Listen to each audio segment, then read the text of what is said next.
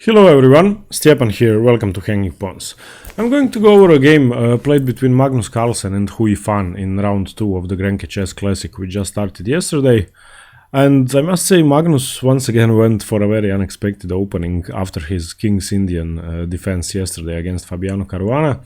Today against Ruy Lopez he had the white pieces, and after pawn to e4, pawn to e5 by Ruy Lopez, he played bishop to c4, the bishop's opening, which is definitely an unexpected opening at top level, and I don't know how often it was played in recent years. And it's definitely a surprise both to Ruy Lopez but also to Fabiano Caruana, who is to face Magnus Carlsen for the World Championship title in just a few months. And with this opening and with the King's Indian yesterday, Magnus is definitely saying that he's prepared to play just about anything and to still play like a genius with great results. From this position, Ruy Lopez continues to follow the only theoretical line in the bishop's opening, knight to f6, d3 by Magnus, solidifying the center, defending e4, c6, preparing to strike in the center with d5, queen to e2, bishop to e7, preparing to castle, knight to f3, d6, and this position is now already looking a bit more normal out of the opening. There is still a few hundred games from this position, and the strongest one is Judith Polgar played Boris Gelfand a few years ago, and she actually won the game. c3 here by Magnus, preparing the d4 strike in the center, knight b to d7, bishop to b3, retreating the bishop as if it was the Ruy Lopez and some weird variation of the Ruy Lopez without a6, without b5, but the rest of the moves seem pretty common for the opening. Both sides here castle, and now a5 by Ruy Lopez, and this is now actually resembling a rare variation of the closed Ruy Lopez. If you only imagine the b5 pawn being pushed, I'm sorry, and the c pawn still being on c7, and this is actually very close to a theoretical Ruy Lopez line.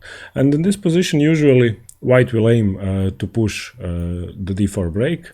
The d pawn would have usually been still on d2, and then to transfer the knight from b1 to d2 to f1 and then to g3, and to strike at the f5 square, which is the weakest point in black structure. And from f5, if you imagined both the knights being active on f5 or on h5 and h4, the other knight, then white would have a strong attacking position. Now he continued with d4 immediately, striking in the center, breaking up black's pawn structure, and Ruy Lopez replies with a4, which is an okay move in this position, gaining a tempo on the bishop and setting off the issue in the center for a few moves later. But it actually helps Magnus because the bishop is optimally placed on c2, and once again this is the position the bishop would be in if it was the rare Ruy Lopez or some weird variation of the Ruy Lopez. Rook to e8 here by Ruy Lopez, once again following the opening strategies of the Breyer. The rook goes to e8, the bishop goes to f8, then black usually plays g6. After that, b5, c5, the bishop would go to b7. So now I'm sure both players were in very known territory from this position. Rook to e1 by Magnus, developing the rook, supporting the e4 pawn some more. Bishop to f8, once again a thematic move, and queen to d1 now, retreating the queen back, and this was definitely a waste of tempo because Magnus played queen to e2 on move 4, and now he retreated the queen back, and I don't really see the clear purpose of that. b5 now definitely entering a known Ruy Lopez position, knight b to d2, queen to c7, strengthening the center and perhaps preparing d5 or c5, knight to f1, as I mentioned, the thematic maneuver of white's knights going to g3 and then striking at the f5 square, perhaps even the h5 square. And you can notice immediately that all of white's pieces are perfectly placed to strike at black's kingside. The queen can actually also infiltrate on h5, and all the pieces are ready for an attack, for a blitzkrieg on black's king. And this is the position in which usually black has to counter-strike in the center or on the queen side and create some problems, otherwise white will have too much of a free hand on the king side. And Ruy Lopez continues with g6. Once again, as I mentioned, a thematic move which is preventing the white knight ever coming from f5 or g or h5 in this position in advance of Magnus playing knight to g3. Magnus continues with bishop to g5, exploiting the weakness on h6 in white's position, and now threatening actually queen to d2 in some positions, exchanging the bishops and being much more active on the king side, because this bishop is the main defender of black's king, and trading it would favor white definitely. So this is also a thematic move.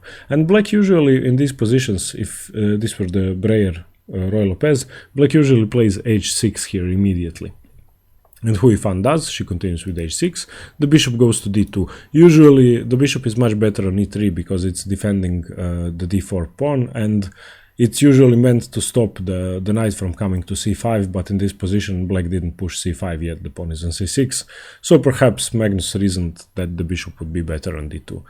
Bishop to g7 now by Yifan, fianchettoing the bishop, and the bishop made a long way from f8 to e7, then back to f8 and now to g7, but it's much better on g7 than on f8. Definitely, it's supporting the e5 pawn, and definitely the d4 square for black. Knight to g3, Magnus is finishing his knight maneuver, thematic for all Spanish positions, and in this case for the bishop's opening. Knight to b6, preparing to jump into c4, which is a very weak square in white's position. b3, immediately stopping that idea. It's a move designed specifically to prevent the knight from coming to c4. A takes b3, a takes b3, and now a pair of rooks gets traded. Rook takes a1, queen takes a1, and bishop to g4, pinning the knight, but the queen is no longer there, so the knight is actually free to move. And I'm not sure what the purpose of this move was, because even if Magnus allows Yifan to take the knight, then g takes f would actually not be such a terrible move, because it would strengthen e4 and relieve the bishop and the rook of their defensive duties. But okay, the pawn structure would be wrecked a bit on the king side, but I think after king to h1 and rook to g1, white would have a great attacking position, especially since black already pushed h6, so the pawn structure is very much compromised, and you can imagine if the g file gets opened, white would have a ready-made attack. Here Magnus plays queen to c1, threatening to take the h6 pawn immediately. And now Yifan does take the knight, bishop takes f3, g takes f3, and h5. She saves the pawn, but accepts the possible trade of the dark squared bishop, and Magnus immediately plays bishop to h6, because he knows that if the black bishop wasn't on g7, black's position and the defenses around the king would be much weaker. Queen to e7 now by Yifan. Bishop takes g7, king takes g7, and queen to g5, immediately exploiting the fact that defenses are down. And you can imagine if the knight wasn't on f6 in this position, if the knight, let's say, moves, then knight takes h5 would be a strong threat, because the pawn is pinned to the king and white couldn't recapture, and he wouldn't have time to take the queen either, because he would be in check. So king to h7, prophylactically moving the king away from the checks. But if you notice, it's dangerously placing the king on the same diagonal with the light squared bishop.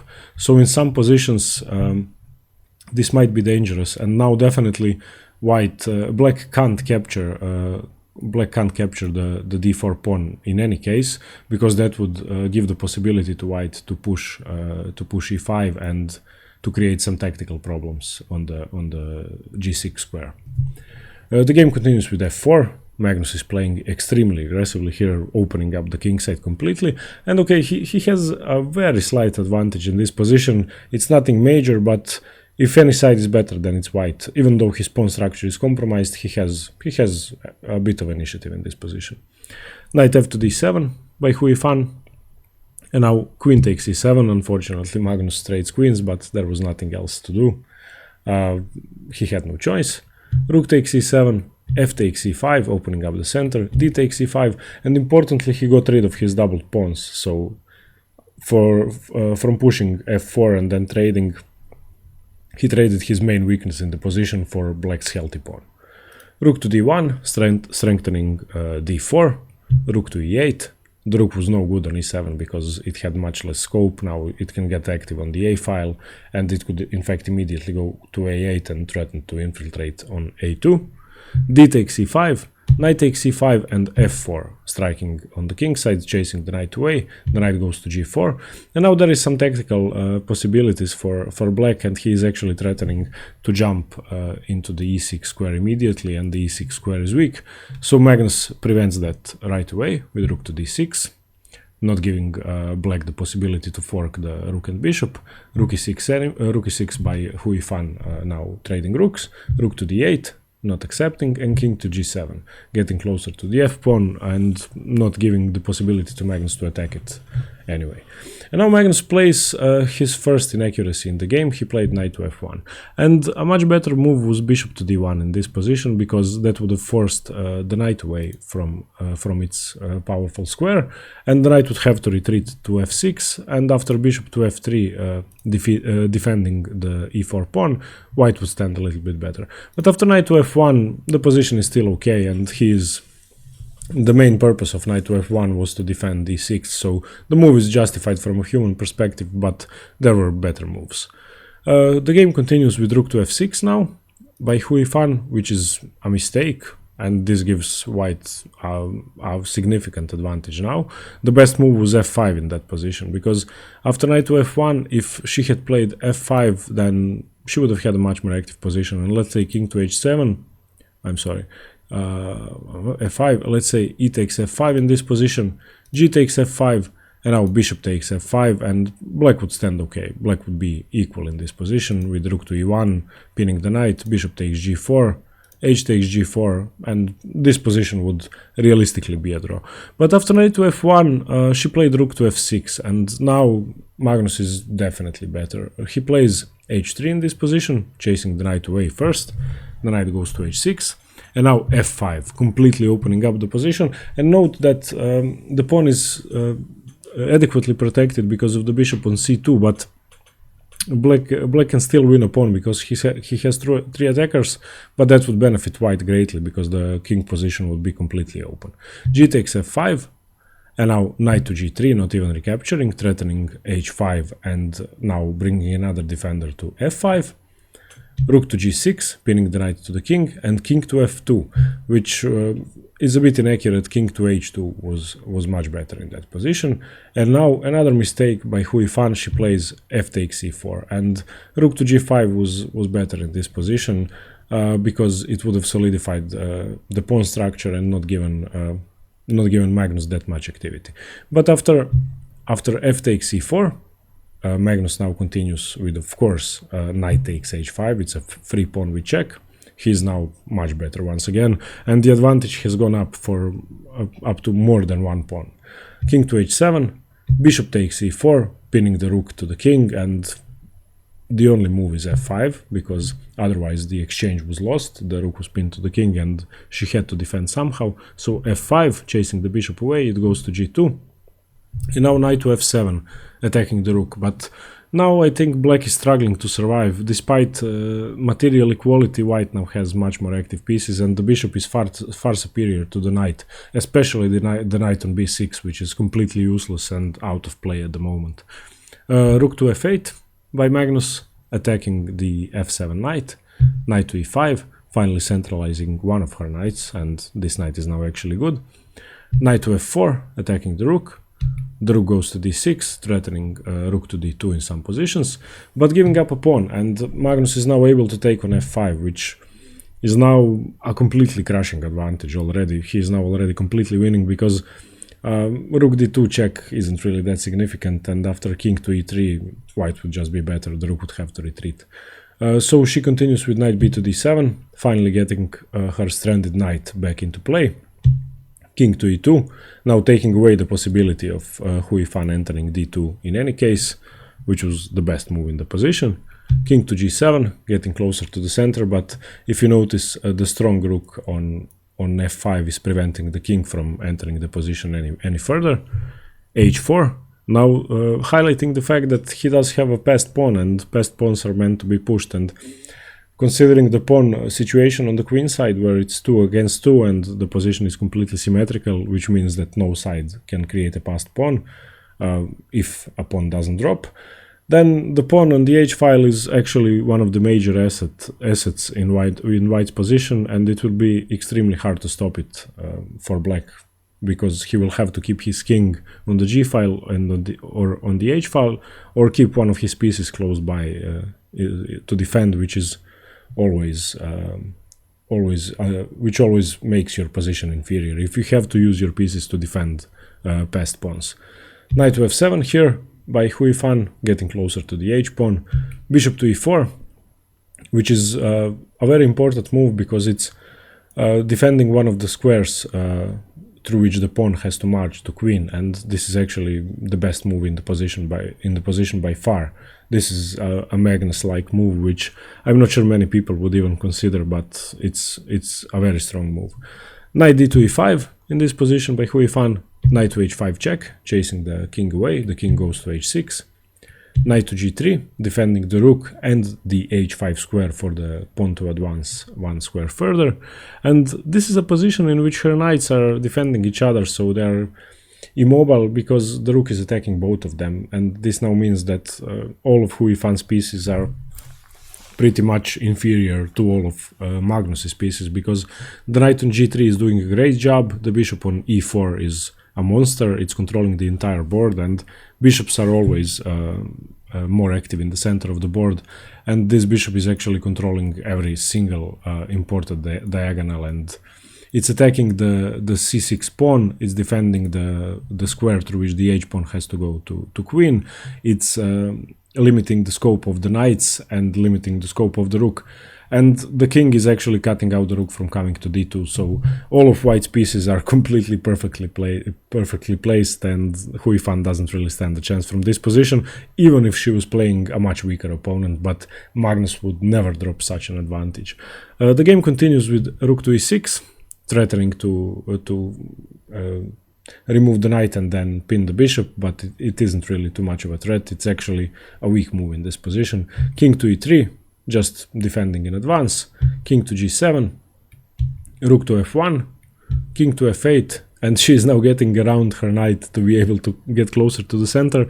But there is a downside to this maneuver and to this plan, because now she's getting away from the h pawn, and now one of the pieces will definitely have to stay and guard the pawn from moving.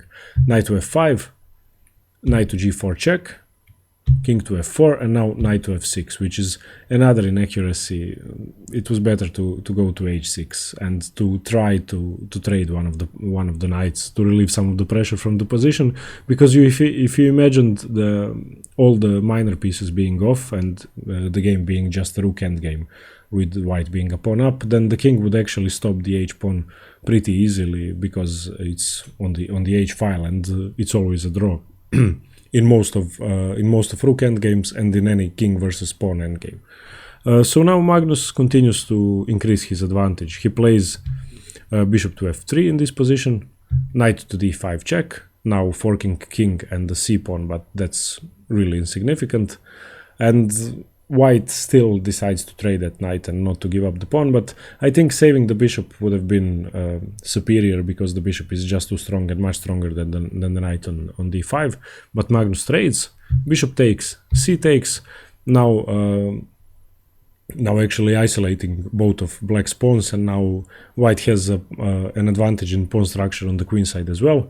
Rook to a1, now getting around to the black king and actually threatening to trade the rooks, because if he manages to check from the a8 square, then the rook would have to defend, and that would be the only way to defend checkmate. So the rooks would get traded, and this ending would actually be completely winning, because king and knight versus king, knight and pawn is actually completely winning for the side with the pawn, unlike in rook endings or bishop endings, because the knight is able to maneuver around the king, and it's able to control all the key squares, and the king and the knight actually coordinate perfectly. So it's always a win for the side with the pawn.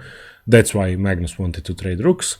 And now she plays king to g8, which is a very strange move, and knight to d6 was better, which would have defended the e8 square, and she could have defended with the knight as well, and she could have actually traded knights, as I mentioned before, because the rook endgame would probably be a draw. Now Magnus continues with rook to a8 check, king h7, rook to a7, pinning the knight, and now rook to f6, defending the knight, but king to g8 was better, because this way she's using both of her pieces in a very unfavorable way, and the knight is pinned and the rook is stuck defending it, so this is now just much better for white, and Magnus is now just completely winning. His pieces are far superior, and Yifan can't really move anything. She has a few moves. She can play king to h8, king to g8, or d4 giving up a pawn, or b4 giving up a pawn. And now h5 by Magnus, highlighting the fact that he has a free hand on the entire board. He can play whatever he likes.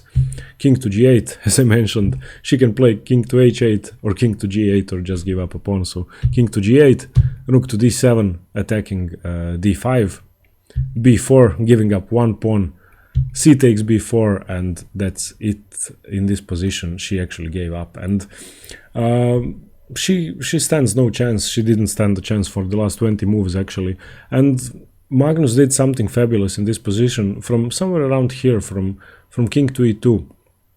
When he started to move his king up the board, he actually managed to activate all of his pieces and highlight the superiority of his position after winning the kingside pawn, and from this position on she just stood no chance. And somewhere in the near the final position, where she made a mistake of getting the knight pinned to the king and just completely deactivating all of her pieces. Now after king to h7, she just has no moves, so definitely not up to her level of chess, these decisions to make her pieces completely immobile, especially this move. Rook to f6 is just a horrible move. King to g8 was much better. If king to g8, then okay, the position is still completely winning, but after knight to e7 check, king to f8, knight takes d5, Magnus would be winning, but she would at least have active pieces, and perhaps Magnus would have made a mistake and she could have secured the draw. But this way is just a crushing victory for Magnus, and I must say this is now flexing his muscles before the match with Caruana, and Caruana actually drew today once more, so he has 1 point. Magnus is now at 1.5 out of 2, and the leader is Vityugov, who has won both of his games, surprisingly. So okay, thanks very much for watching, and stay tuned for more chess from the Grenke Chess Classic, and also a lot of theoretical chess videos, and see you soon with more chess. Thanks, bye!